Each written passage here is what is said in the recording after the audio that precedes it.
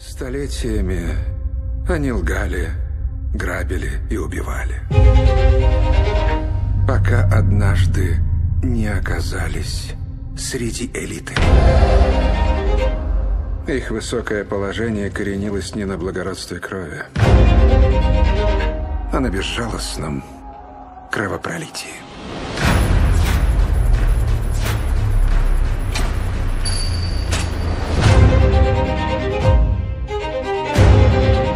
Настоящая сила не в бесстрашии на поле боя. Настоящая сила в понимании, кто твой истинный враг.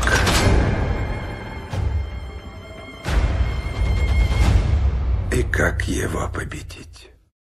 Однако уже 16 декабря Ельцин принимает решение о закрытии административной границы с Чечней. В этот же день в Надтеречном районе создан Временный совет Чеченской Республики. Оппозиционный совет возглавил Умар Автурханов, бывший майор милиции из Сухуми. К нему вскоре примкнули Руслан Лобазанов и Беслан Гантемиров. С этого момента в Надтеречном районе начала готовиться операция по силовому свержению Дудаева. Для реализации этого плана Москва выделила свыше 150 миллиардов рублей.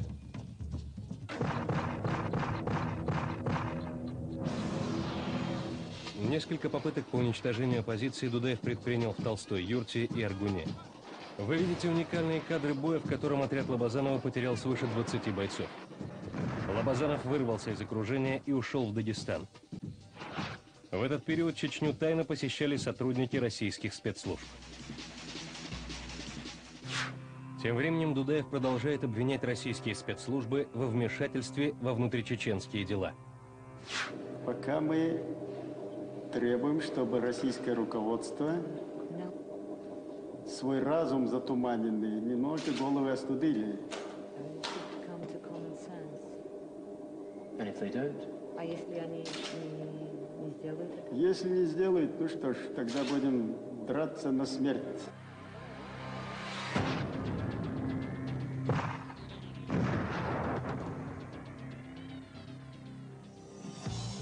Москва подобные выпады игнорирует и продолжает вооружать оппозицию.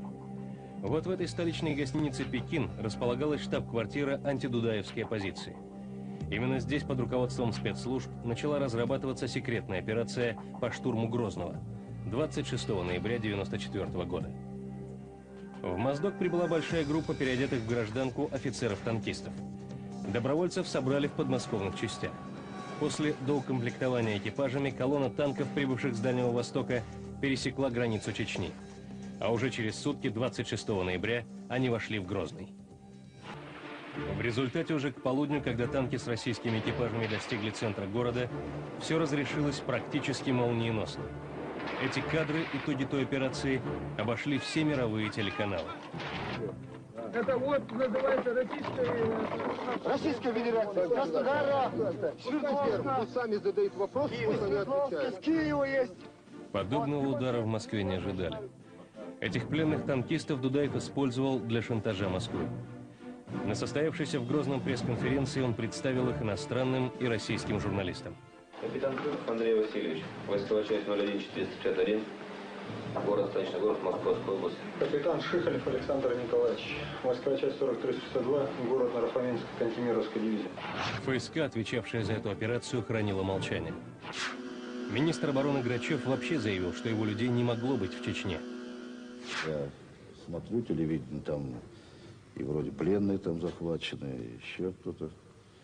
Я единственное знаю, что с каждой стороны, и на стороне Дудаева, и на стороне оппозиции, воюет большое количество наемников.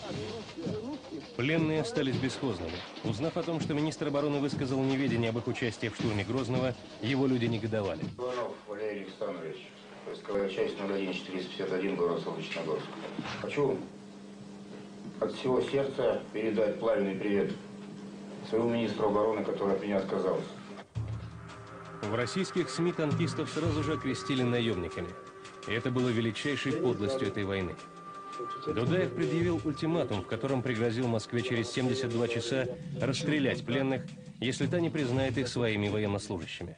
Ельцин ответил встречной угрозой. Дал Дудаеву 48 часов на разоружение незаконных формирований. Ситуация развивалась стремительно.